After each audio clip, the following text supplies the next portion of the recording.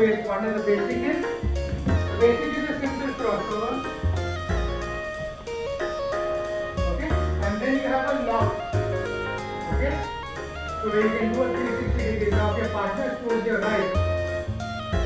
Get her in and lock her.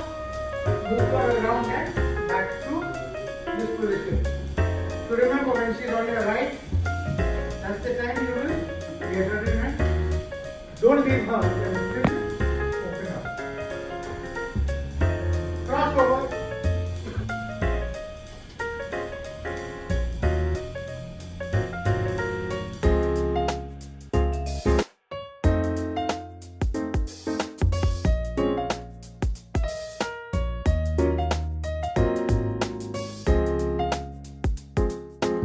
Now, the guys, whenever you're moving, remember, you will always see the hand brushing across your waist.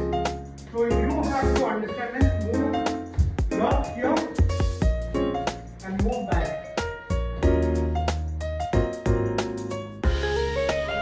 From here, cross over to the other side.